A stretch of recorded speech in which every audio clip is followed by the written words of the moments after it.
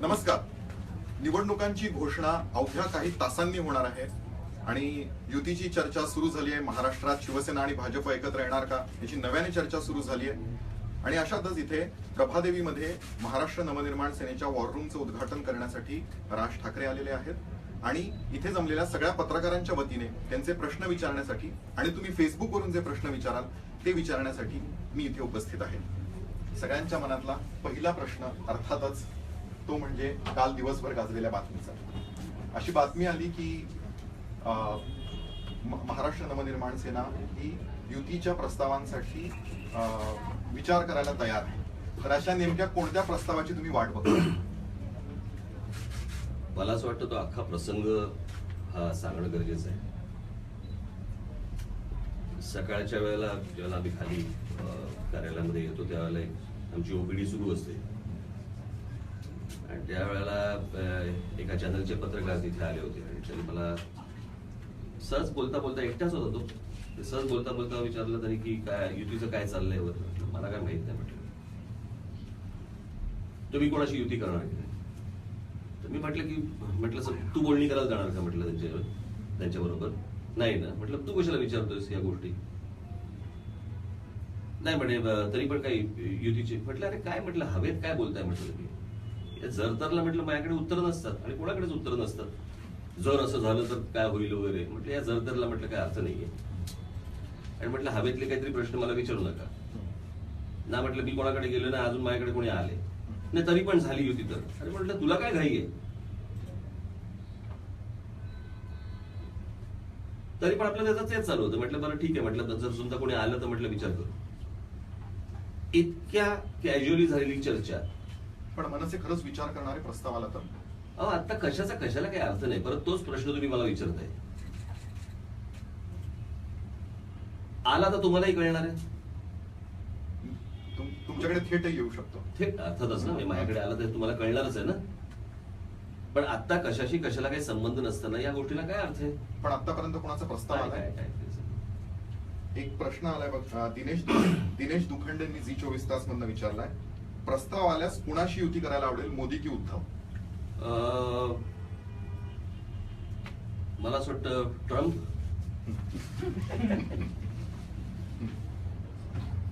पण आता मला समजा आता प्रश्न विचारायचा आहे की जर समजा तुला त्या पत्रकाराला जर समजा आता त्या चॅनल मधनं काढलं तर कुठच्या चॅनल मध्ये जायला आवडेल? त्याचं उत्तर आहे का? त्या जर त्याला काही अर्थ आहे का? पण नेमकी शिवसेना आणि भाजपच्या युतीची चर्चा सुरू असताना सगळ्या माध्यमांमध्ये ही बातमी झळकते.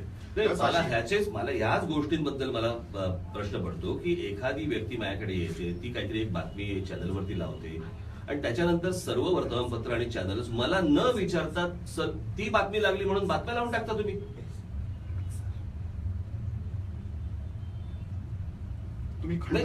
एरवी मला अनेकदा फोन करणारे हेच सगळे पत्रकार एक फोन करून मला विचारत नाही की तुम्ही असं बोललाय की नाही बोललाय, बरं माझा काय कोट आहे का, मी कुठच्या चॅनलशी बोललोय का, मी कुठच्या वर्तमानपत्राशी बोललोय का. एक पहिली गोष्ट सांगतो, माझा आतापर्यंतचा जर समजा तुम्ही राजकीय प्रवास बघितला तर मी असं बोललोच नाही, असं केलंच नाही, असं सांगितलंच नाही असं मी कधी बोललेलो नाही.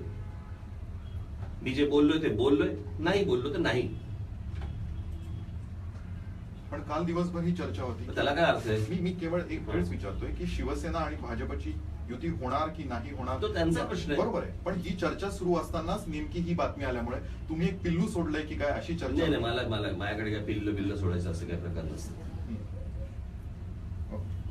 आता आपण पुढच्या मुद्द्यांकडे जाऊ. सगळ्यात महत्वाचा जो मुद्दा आहे आज घडीला महाराष्ट्र नवनिर्माण सेनेसमोर तो हा म्हणजे 2 लागोपाठच्या पराभवांनंतर मनसे आता निवडणुकीला सामोरे जाते. लोकसभेची निवडणूक, विधानसभेची निवडणूक. या पराभवातून मनसे काय शिकली आणि काय बदल केला? नाही बघा, या सगळ्या गोष्टीतनं एक तुम्ही बघितलं पाहिजे की हा माझ्या पक्षाचा पराभव झाला हे एवढंच तुम्ही घेऊन बसलाय. पण ज्या राजकीय पक्षाने 49 वर्ष या देशावरती राज्य केलं त्याचे पराभव प्रत्येक ठिकाणी होत आहेत. त्या काँग्रेसबद्दल तुम्ही विचारायला तयार नाहीयेत, बोलायला तयार नाहीयेत. त्यांना एक प्रश्न विचारतो. नाही, त्यांना तुम्ही प्रश्न नाही विचारत, त्याचे ते उत्तर द्यायला कुठे असतात राहुल गांधी, ते परदेशात असतात ते. पण प्रश्न असा आहे की याच आत्ता आपण जर समजा विचार केला तर 3 वर्षापूर्वी याच भाजपाची काय परिस्थिती होती?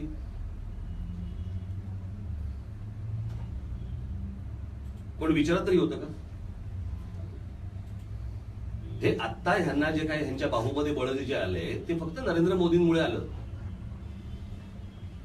अन्यथा यांना तरी कोण विचारते? लोकांनी जे लोकसभा आणि विधानसभेला जे मतदान झालं ते नरेंद्र मोदींवरती झालं. ह्यांच्या काही लोकल कोणाच्या ते तुम्हाला काय वाटलं दानवेंमुळे मतदान होतंय? बघितलंय का त्यांना कधी? घरचे तरी करतील का? पण मूळ ह्या प्रश्नामध्ये प्रश्न असा आहे की ह्या सगळ्या चढउतार हा प्रत्येक राजकीय पक्षाच्या आयुष्यात असतो. मान्य.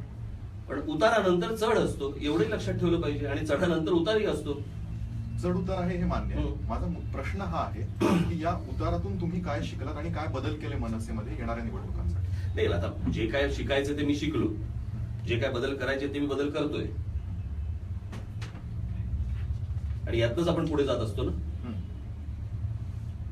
म्हणजे तुम्हाला यश पण काही गोष्टी शिकवत असतं आणि पराभव पण काही गोष्टी शिकवत असतं. फक्त तुमची शिकायची तयारी आहे की नाही एवढाच फक्त विषय असतो. जी माझी तयारी आहे. ठीक आहे. पुढचा प्रश्न आहे पूनम यांचा. मनसेतले महाजन पूनम एवढंच त्यांनी नाव दिलंय. मनसेतले अनेक नेते इतर पक्षांमध्ये जात आहेत, नगरसेवक जात आहेत. हा प्रकार रोखण्यासाठी मनसे काय करणार आहे? नाही, यातला सगळ्यात महत्वाची गोष्ट म्हणजे जे जात आहेत त्यांना जाऊ देत. त्यांचे ते कोण आहेत हेही त्यांना कळेल. दुसरी गोष्ट म्हणजे माझा काही रिकामा पक्ष नाहीये. माझे असंख्य सहकारी या पक्षामध्ये आहेत जे प्रत्येक वॉर्डामध्ये प्रत्येक ठिकाणी आहेत,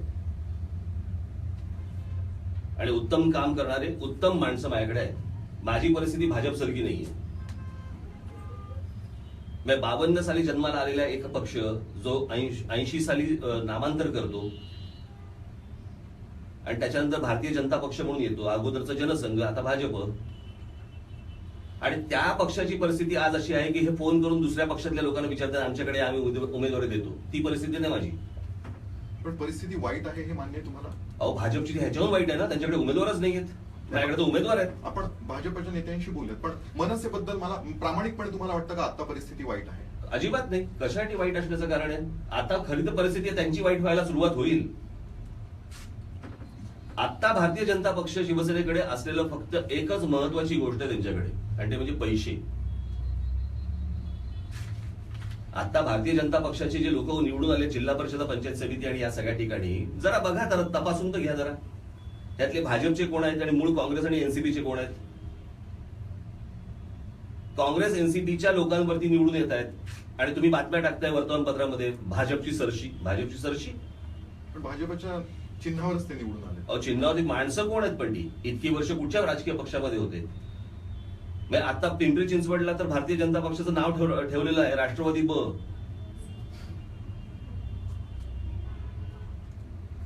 हे सगळी इतर सगळ्या पक्षातनं माणसं गोळा करत बसायची. याचं कारण काय? माणसंच नाही त्यांच्याकडे, उमेदवारच नाहीयेत. पण ज्या अर्थी एवढे उमेदवार त्यांच्या पार्टीत येऊ इच्छित आहेत, त्या अर्थी आता त्यांची- ह्याचं कारण पैसे. एक तर पैसे देऊन घेत आहेत आणि निवडणुकीसाठी भरमसाठ पैसे द्यायला तयार आहेत. हे फक्त पैशासाठी सुरू आहे. आज ही शहरामधली जी जनता आहे ही काय पैशाने विकली जाणारी नाहीये. याच्याशी संबंधित एक प्रश्न हा नरेश कामत यांनी हिंदुस्तान टाइम्सचे ते प्रतिनिधी आहेत, त्यांनी विचारलाय की डिमॉनिटायझेशनचा प्रॉब्लेम, डिमॉनिटायझेशनमुळे फंड्सचा प्रॉब्लेम तुमच्या पार्टीला होतोय का? चणचण भासते का? अर्थातच भासते, पण ती भाजपला नाही भासत आहे. पण प्रश्न तुम्हाला असा आहे, रांगेतल्या लोकांना पैसे मिळत नाहीये बँकांसमोर उभे राहिलेल्या, परंतु बँकांमधनं काही लाख कोटी रुपये बाहेर गेले. ते कोणाकडे गेले? भाजप ज्या प्रकारे खर्च करते, आता उत्तर प्रदेशमध्ये ज्या प्रकारे खर्च चालू आहे किंवा आता जो खर्च त्यांचा सुरू होईल, ह्यांच्याकडे कुठून पैसे आले? म्हणजे नोटबंदीचा त्रास बाकीच्यांना, ह्यांच्याकडे नोटा भरपूर. त्या कशा काय आल्या, कुठून आल्या आणि कुठून येत आहेत? पण तुम्हाला त्रास जाणवतो, तुम्ही मान्य करा. अर्थातच ना, प्रत्येकाला जाणवणार ना. आणि राजकीय पक्ष कशाला, सर्वसामान्य माणसाला जाणवतोय तो. राजकीय पक्षाला जाणवणारच. तुमच्या बोलण्यात मला एक गोष्ट सतत जाणवते, ती म्हणजे तुम्ही निशाणा भाजपवर करताय. तर मनसेचा यावेळेला ऑपोनंट किंवा विरोधक नंबर 1 हा भाजप असणार आहे. अर्थातच ना. शिवसेना नाही. शिवसेना आलीच म्हणजे आता ते बरोबर आहेत काही ठिकाणी, ते नाही आहेत. त्यांचं काय चाललंय त्यांचं त्यांनाच ठाऊक. कधीतरी अंगावर जातात, कधीतरी घरंगळत जातात. पण तुमचा अंदाज आहे युती होणार नाही होणार, नाही, कारण नाही, तुम्ही त्यानुसार आडाखे बांधत असाल नाही, प्रत्येक पक्षाची. मी ह्यांचं काय चाललंय त्याच्यावरती माझ्या आडाखे नाही बांधत. आपण मनसेबद्दल बोलूया. यावेळेला मनसे नेमक्या किती जागा लढणार आहे हा प्रश्न अनेक जण विचारतात. तर सर्व जागा मुंबई महानगरपालिका, सर्व जागा लढणार. अर्थातच. पुणे, नाशिक, अर्थातच. सर्व 10 महानगरपालिका, हो. सर्व 10 महानगरपालिका. आता ह्या 5 नक्की, नागपूर नक्की, अकोला नक्की. ठीक आहे. मुंबई, ठाणा, पुणा, नाशिक, पिंपरी चिंचवड, नागपूर, अकोला आहे. इथल्या सर्व जागा लढवणार. प्रचाराचा यावेळेला मुख्य मुद्दा काय असणार? तो प्रचारात कळेल. पण आता सांगू विचारतोय मी. तो प्रचारात कळेल ना. नोटबंदी हा मुद्दा असणार आहे. अनेक गोष्टी आहेत ना त्याच्यात. ओके. आता मी टीझर किंवा ट्रेलर टाकत नाही, पिक्चर दाखवतो. ठीक आहे. आता आपण पत्रकारांचे भरपूर प्रश्न आलेत ते घेऊयात. प्रणाली कापसे विचारतात, सुरुवातीला तुम्ही प्रसार माध्यमांनी सुरुवातीला तुम्हाला डोक्यावर घेतलं होतं, आता तुमचा पडता काळ आलाय म्हणून तुम्ही प्रसार माध्यमांवर पहिली गोष्ट म्हणजे मी तुम्हाला सांगितलं नव्हतं, कळलं का? ते तुम्ही स्वतःहून ठरवायचं की आम्ही डोक्यावर घ्यायचं, आम्ही खाली पाडायचं. तुम्ही नाही ठरवायचं या गोष्टी. प्रश्न असा आहे, प्रसार माध्यमांवरती मी तेव्हाही तुटून पडायचो. हिंदी प्रसार माध्यम ते कोणाही असेल.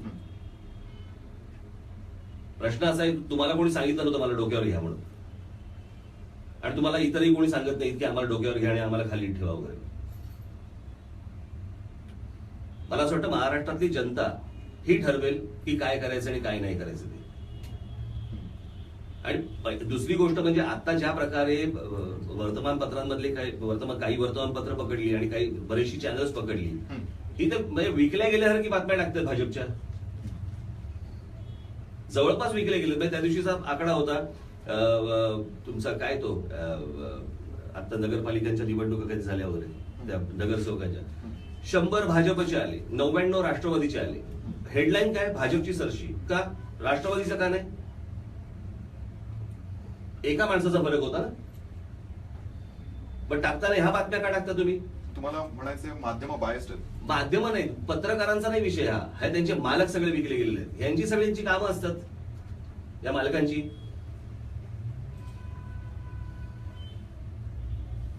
पुण्याचा सकाळ तर तो म्हणजे अगदी त्यांनी लोटांगणच घातलेलं आहे भाजप समोर. तुम्ही लोटांगण म्हणालात, त्याच शब्दावरून एक प्रश्न आलाय. लोटांगणवरनं हो, बघा ना. कल्पेश ललिता श्रीराम खैरनार या फेसबुकवर प्रश्न विचारतात. कदाचित हे तुमच्याच पक्षातले असतील, कारण त्या म्हणतात काल परवापर्यंत शेलार महापालिकेत भ्रष्टाचाराविषयी तावातावाने बोलत होते, आज चक्क लोटांगण, आम्ही युतीसाठी तयार आहोत. तुमची प्रतिक्रिया काय? कोणाबद्दल सगळं? मला वाटतं त्यांना आशिष शेलार यांच्या विषयी प्रश्न विचारायचा होता. कोणाची युतीसाठी तयार? त्यांचा प्रश्न जरा कन्फ्युजिंग होता. पुढे बोलूयात. नाशिक मधून प्रश्न आलाय. दीप्ती राऊत ज्या दिव्य मराठीसाठी काम करतात, त्यांनी प्रश्न पाठवलाय की नाशिकमध्ये तुम्ही सुशोभीकरणासाठी चांगली कामं केली आहेत, पण ही सगळी ऐच्छिक कामं आहेत आणि ज्या मूलभूत सुविधा आहेत त्या तुम्ही नेमक्या कोणत्या दिल्या नाही? एकदा फिरा नाशिकमध्ये आणि कळेल ना. त्या नाशिकच्याच आहेत. मला माहिती आहेत त्या मला माहिती आहेत. एकदा फिरा म्हणा, बोर्डामध्ये जा आणि तिकडे बघा आमच्या नगरसेवकांनी काय कामं केली आहेत ती. ठरवून झोडू नका. आज नाशिकमध्ये जेवढी कामं झालेली आहेत तेवढी मला तुम्ही इतर कुठच्या शहरामध्ये कामं झालीत का ते तर सांगा मला.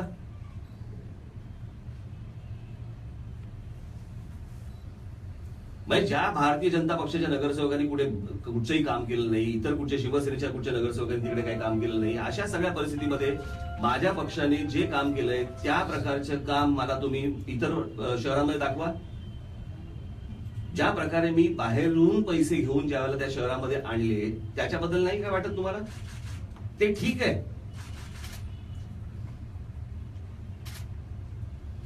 तर त्याच्याबद्दल बोलतात हा ते ठीक आहे, पण बाकीचं काय? अरे बाकीचं काय?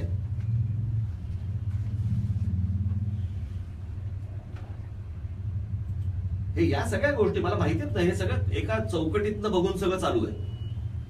नाही, मी त्यांना व्यक्तिशः दीप्ती राऊतांना ओळखतो. मी ओळखतो. हा, नाही, माझं म्हणणं हे आहे की एखाद्या पत्रकाराने प्रश्न विचारल्यावर थेट त्या पत्रकारावर हे करण्यापेक्षा प्रश्न असा आहे ना की या पहिल्यांदा झालेल्या चांगल्या कामांबद्दल एक चार कौतुकाचे शब्द बोलायला की नाही पहिले? त्या बोलल्या ना, ते ठीक आहे, सुशोभीकरणाबद्दल त्या ते बोलल्या. झालं, हे ठीक आहे, पण वाक्य काय?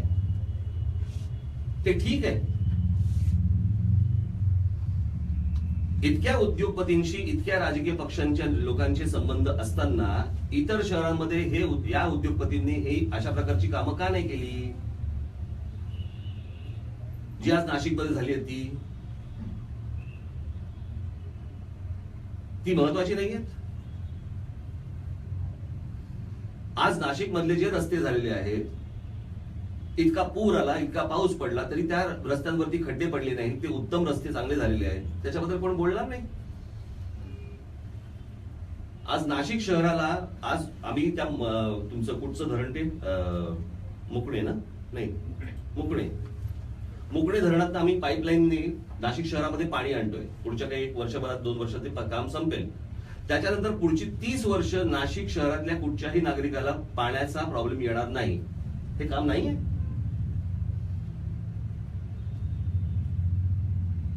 रस्त्यांची कामं झाली, पाण्याचं काम झालं. रस्त्यांचं बरंचसं कुंभाच्याच वेळेला झालं. अहो, कुंभच्या केलं कोणी? महानगरपालिकेने केलं ना. प्रश्न असा आहे की मी जर समजा माझी सत्ता जर त्यावेळेला आली, प्रश्न असा, पैसे अनेकांकडे येतात, त्यातले महानगरपालिकेने किती पैसे घातले हे बघितलं का तुम्ही? बरं, माझी तिथे सत्ता आल्यानंतर अगोदर जे कर्ज होतं महानगरपालिकेवरती ते फेडून त्याच्यानंतर हे रस्ते आम्ही बांधलेले आहेत, त्याच्याबद्दल चर्चा नाही. त्याच्या डिटेलमध्ये जायचं नाही कुठच्या गोष्टींच्या. वरकरणी आपले फक्त प्रश्न विचारत बसायचे. असं कसं चालेल? ज्या बोटॅनिकल गार्डन मध्ये आजपर्यंत एक माणूस जात नव्हता, त्या ठिकाणी आज दिवसाला 4-4, 5-5 हजार लोक जात आहेत तिथे. काही एक ओळख नावाची गोष्ट आहे. बरं, अशा मग जर समजा बघितलं तर मग आता नागपूर घ्या, भाजपची सत्ता आहे, किती प्रश्न प्रलंबित आहेत? कोणत्या गोष्टी केल्या? मुंबई शहरामध्ये प्रश्न आहेत अनेक. मग ज्यांची 30-30 वर्ष सत्ता आहे, शिवसेना भाजप दोघांची मिळून, भाजपवाले काय सांगतात मुंबईत भ्रष्टाचार आहे, ह्यांचे हात नव्हते का त्याच्यामध्ये? 30 वर्ष शिवसेनेबरोबर तुम्ही एकत्र आहात, तुमचा नाही भ्रष्टाचारात हात? असं कसं बोलून चालेल? नाशिक बद्दलच तुम्ही दोघांनी तुम्ही फावडं मारलं, ते एकत्र मारलं, एकत्र धरून मारलं. मी नाशिककडे परत येतो. तुम्ही सांगितलं की नाशिकमध्ये मनसेने चांगलं काम केलं आहे, पण मनसेची तिथे स्थिती फारच बिकट झाली. तिथे 40 नगरसेवक निवडून आले होते, 14 नगरसेवक विकले जाणाऱ्यांचं तुम्ही काही नाही करू शकत. पण ते एकेकाळी तुम्हीच निवडून आणले होते ना. मग अशा अनेक लोक आहेत ना. म्हणून मी तुम्हाला तेच सांगतो ना की तुम्ही जेव्हा आजची परिस्थिती अशी आहे की ही जी माणसं आहेत, आज माझ्याकडे असंख्य अशी माणसं आहेत महाराष्ट्रभर जी विश्वासाने माझ्याबरोबर आहेत. जे काही जण आले असतील निवडणुकीच्या काळामध्ये, काही लोक आले असतील, ते गेले असतील. आणि खाली काही कमतरता नाहीये लोकांची, काहीच कमतरता नाहीये. या तुम्ही दाखवतो. पण तुम्हाला काळजीचं कारण नाही वाटत? 14 नगरसेवक उरले 40 पैकी? काहीच नाही. 60 आणीन परत. एक प्रश्न मला अनेक दिवसांपासून विचारायचा होता, तो म्हणजे मनसेने सुरुवात मराठीच्या मुद्द्यापासून केली आणि मध्यंतरीच्या काळात गेल्या काही दिवसांमध्ये मला एक गोष्ट लक्षात येते, ती म्हणजे मनसे थोडं सॉफ्ट हिंदुत्वाचा मुद्दा सुद्धा हाती घेतली. म्हणजे दहीहंडीच्या वेळेला सुद्धा तुमचं वक्तव्य होतं की केवळ हिंदू सणवारांना टार्गेट केलं जातं आणि इतरांना नाही केलं जात. तर मनसे आता हळूहळू सॉफ्ट हिंदुत्व किंवा हिंदुत्वाचा मुद्दा धर्मांतर झालंय का?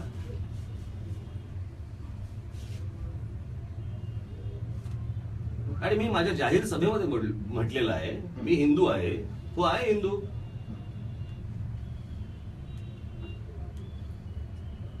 त्याच्यात गैर काय म्हणजे मला कळलं नाहीये. ह्याच्यात राजकारण कसलं आलं? आधी तुम्ही एवढं जाहीरपणे मी मराठी आहे, मी हिंदू आहे, हे कोणी नाकारणार आहे का? पण याचा उच्चार तुम्ही वारंवार हल्ली करताय. नाही, याच्या आधीही केलाय मी, याच्या आधी केलाय. तुम्ही कधी ऐकता ह्याच्यावरती अवलंबून नाही ना सगळं. दहीहंडी हा महाराष्ट्रामध्ये चालतो की इतर राज्यांमध्ये पण चालतो? मुंबई पुणे जास्ती करून. बरोबर आहे. मग प्रश्न असा आहे की हा माझ्या महाराष्ट्रातल्या सणांवरती जर समजा अशा प्रकारची बंदी येत असेल तर मी बोलायला नको?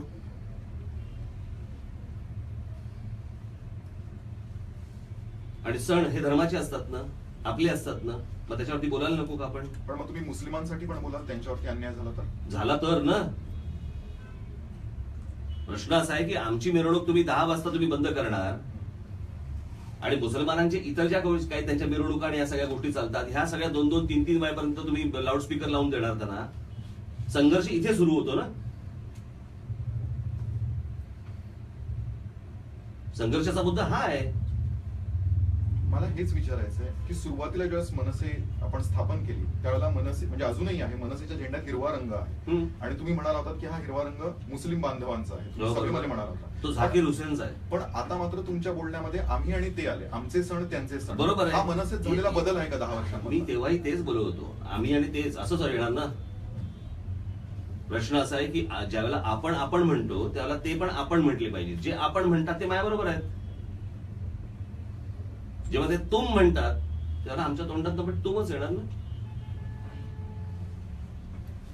पुढचा प्रश्न घेतो. शुभांगी पालवे या झी 24 तास मधल्या रिपोर्टर आहेत. त्या प्रश्न विचारतात की राज ठाकरे हे केवळ निवडणुकांच्या वेळेला दिसतात, एरवी ते आम्हाला कुठेही दिसत नाहीत, असं का?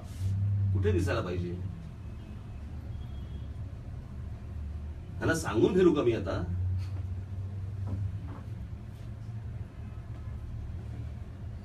की रोज सकाळी टाकत जाईन मी मेसेज, आज इथे चाललोय, उद्या तिथे चाललोय, बघा मला. अजित भोगले विचारतायत की मुंबई महानगरपालिकेत अनेक घोटाळे झाले, त्याविषयी मनसे आधी बोलत होती, आता मनसे शांत का झाली? कोण आहे ते? अजित भोगले. आता शांत का झाली म्हणजे? यांचे घोटाळे सर्वात जास्त आमच्या पक्षाने बाहेर काढलेत. आधी आणि आता आणि नंतर ह्याला काय अर्थ असतो का या गोष्टींना? आणि जेव्हा केलं त्यावेळेला हे भोगले कुठे होते?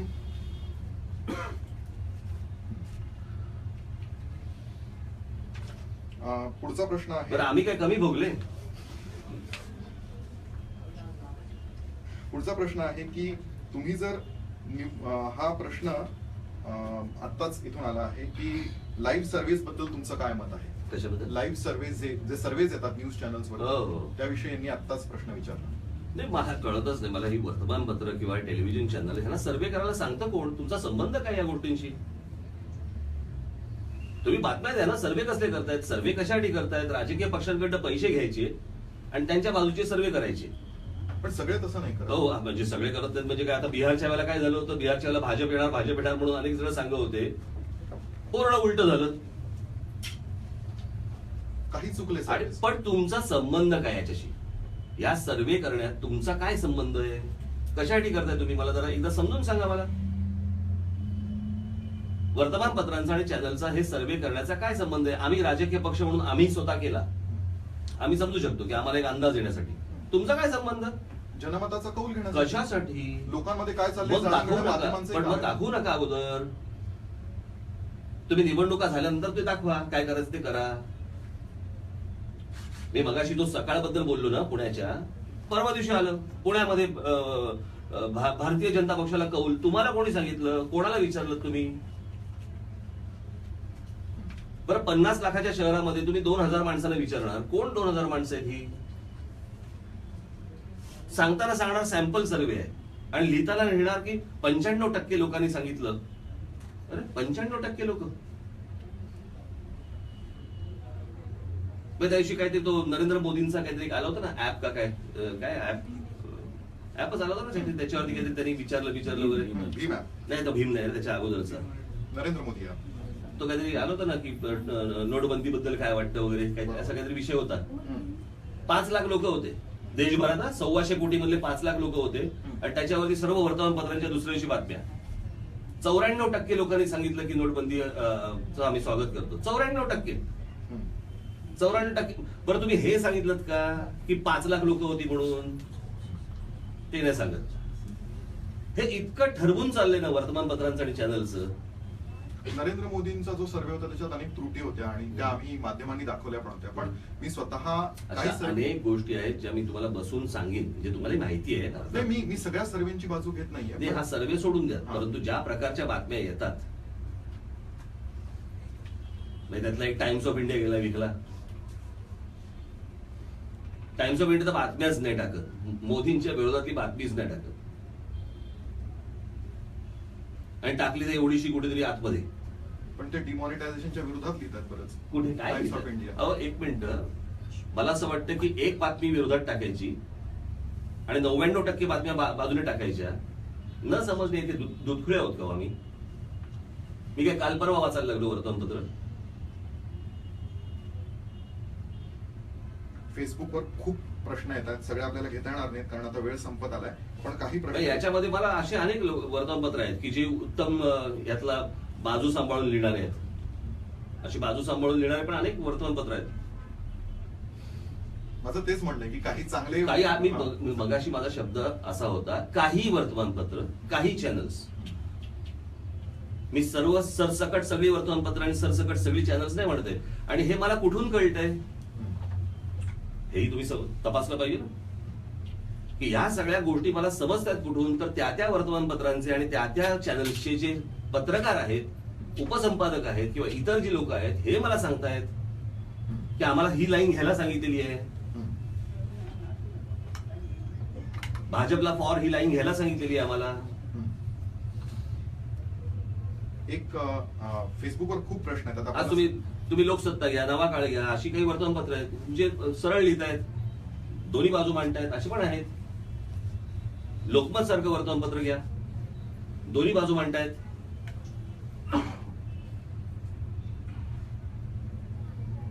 सकाळसारखं नाही घालीन लोटांगण. फेसबुकवरचे काही प्रश्न घेऊयात. खूप प्रश्न येतात त्यामुळे सगळ्यांची नावं पाहता येत नाहीयेत. एकांनी प्रश्न विचारलाय, परप्रांतीयांचा मुद्दा आता मनसेच्या दृष्टीने संपला. अर्थातच आहे. संपलाय का? अजिबात नाही. संपेल कसा काय? ते जोपर्यंत येत आहेत तोपर्यंत माझा मुद्दा राहणारच आहे.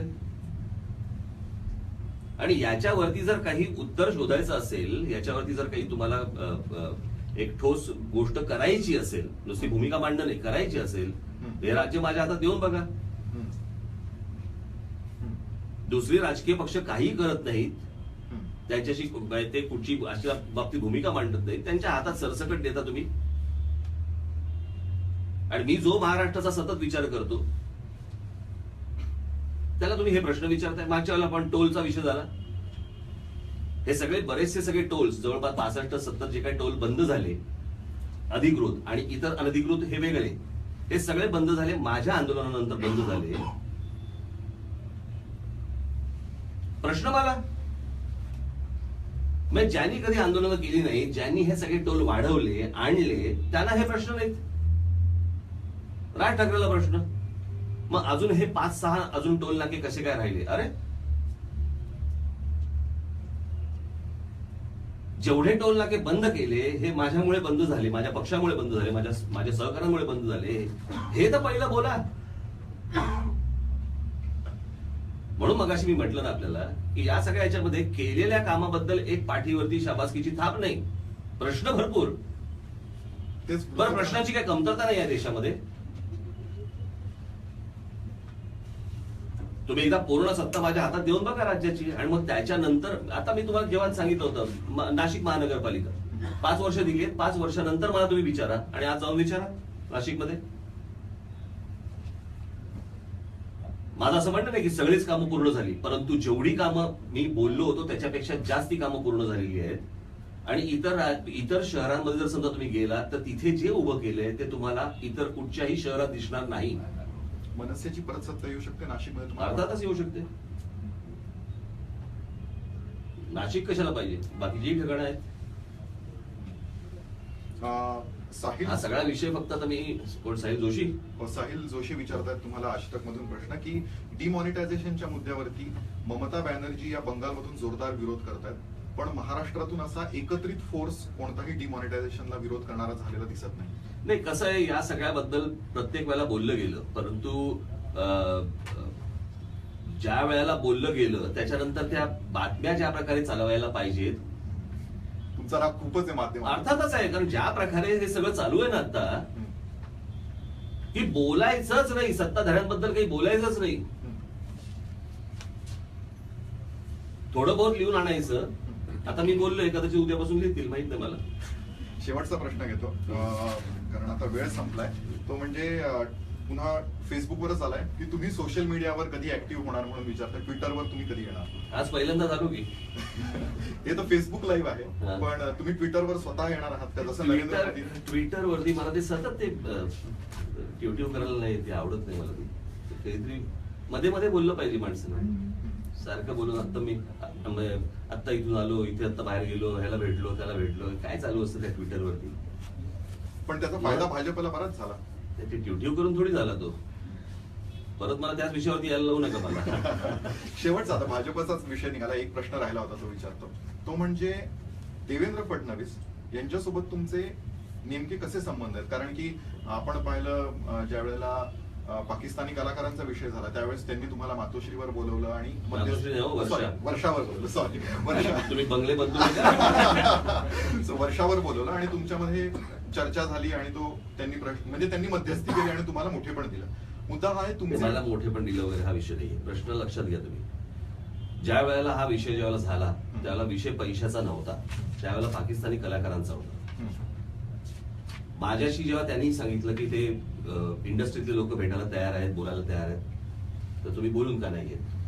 ज्यावेळेला त्यांच्याकडनं जेव्हा निरोप आले मला की ते काही पैसे द्यायला तयार आहेत की त्या आपल्या शहीद झालेल्या कुटुंबियांना, तर मी म्हटलं की शहीद झालेले कुटुंबीय तुमच्याकडे घेणार नाहीत आणि तुम्हाला पैसे द्यायचे असतील, हा निरोपावरती झाला. म्हटलं तुम्हाला जर पैसे द्यायचे असतील तर मी म्हटलं तुम्ही आपल्या डिफेन्सच्या फंडाला तुम्ही तिकडे तो फंड द्या, त्यांच्याची काय संस्था असेल त्यांच्या याला, तर तिकडे पैसे द्या. आणि देताना मी म्हटलं भीक दिल्यासारखे देऊ नका, द्यायचे असतील तर नीट द्या. आणि तुम्हाला जर द्यायचेच असतील तर माझ्याशी पहिल्यांदा जेव्हा मुख्यमंत्र्यांचं बोलणं झालं होतं म्हणून मी त्यांना फोन केला की म्हटलं जर समजा ते तयार असतील तर तुमच्या समोर ही गोष्ट होऊ देत, आणि त्याप्रमाणे ती गोष्ट झाली.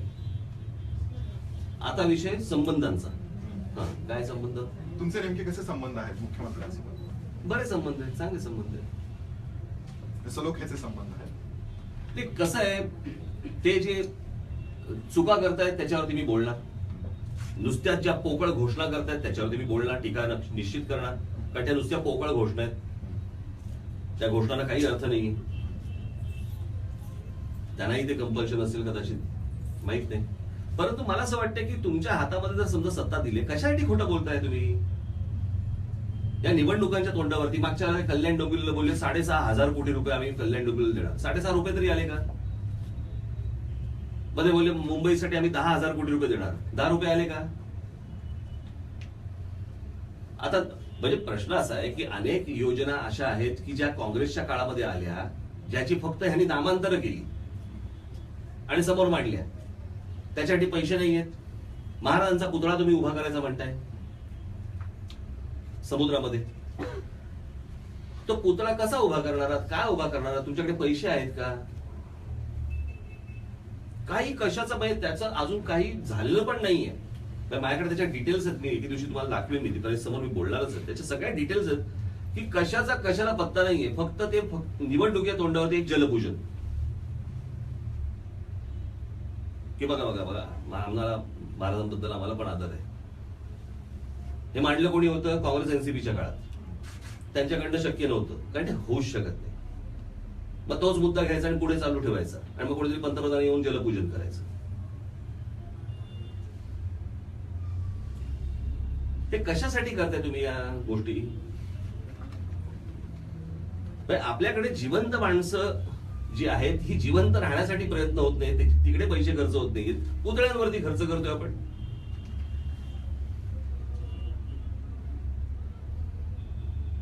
या असल्या गोष्टींना माझा विरोध राहणार, मी टीका करत राहणार. सलोख्याचे संबंध आहेत. आमच्या आजोबांनी सांगितलं होतं की एखादी तुम्हाला लोकांच्या हिताची भूमिका मांडत असताना संबंध तुटले तरी चालतील, पण भूमिका तुमची राहिली पाहिजे, ठाम असली पाहिजे. भूमिका मी मांडत राहणार. संबंध ठेवायचेत नाही ठेवायचे हा मी त्यांचा हा प्रश्न विचारण्याचं कारण हे होतं की पत्रकार म्हणून मला पाहताना हे खूप इंटरेस्टिंग वाटतं की एकीकडे तुम्ही म्हणताय तुमचा भाजप एक नंबरचा आता या निवडणुकीसाठी शत्रू आहे, शिवसेना पण म्हणते त्यांचा भाजप शत्रू आहे, पण मुख्यमंत्र्यांनी त्यांचे संबंध तुमच्यासोबत असतील किंवा उद्धव ठाकरेंसोबत असतील ते मात्र चांगले ठेवले. सो एक म्हणजे ही भाजपची स्ट्रॅटेजी आहे. एक मिनिट, चांगले ठेवलेत म्हणजे काय? कधीतरी आमचं फोनवरती बोलणं होतं, कधीतरी भेट होते.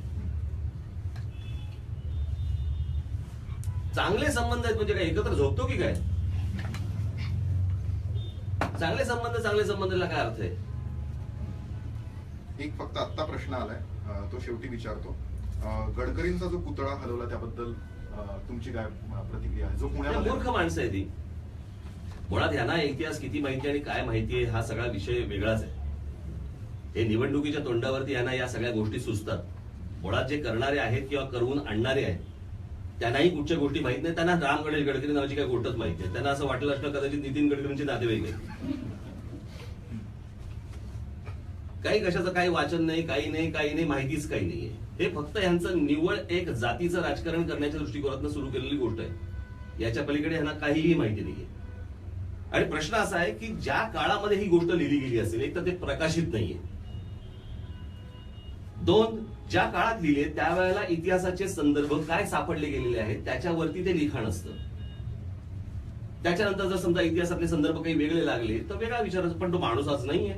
त्यामुळे तुम्ही त्यावेळेला काय लिहिलं होतं आणि आज काय लिहिलं गेलंय याचे संदर्भ तुम्ही जोडू शकत नाही.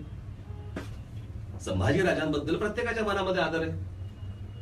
शूर होते, मोठे होते, याच्याबद्दल वाद नाही, परंतु संभाजी राजे हे जाऊन वडिलांशी भांडून मोगलांना मिळाले होते हे तितकंच सत्य आहे ना. ज्यांच्या विरोधात लढण्यात महाराजांची हयात गेली त्यांना जाऊन तुम्ही मिळालात हेही सत्यच आहे ना.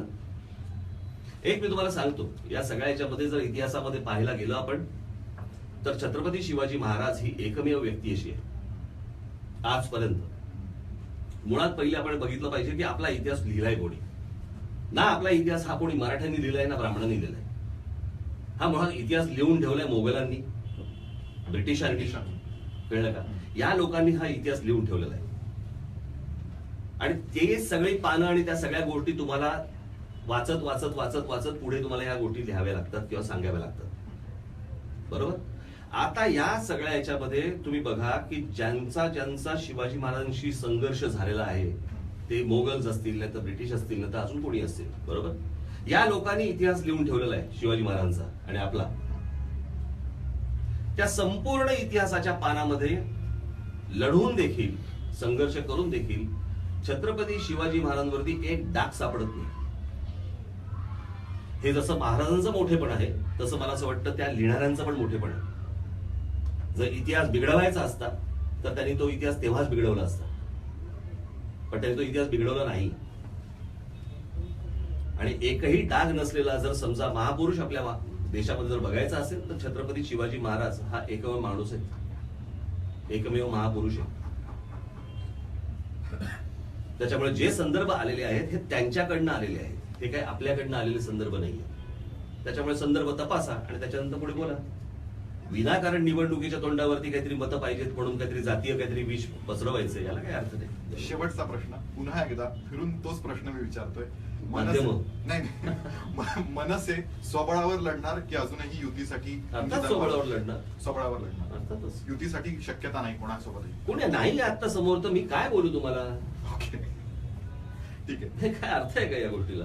सो मनसे स्वबळावर लढणार असं त्यांनी जाहीर केलेलं आहे. आणि आता सध्या तरी मनसे कुणासोबत जातं, शिवसेनेसोबत की भाजपसोबत की आणि कुणासोबत, या विषयावर त्यांनी तात्पुरता तरी पडदा टाकलाय. थँक्यू.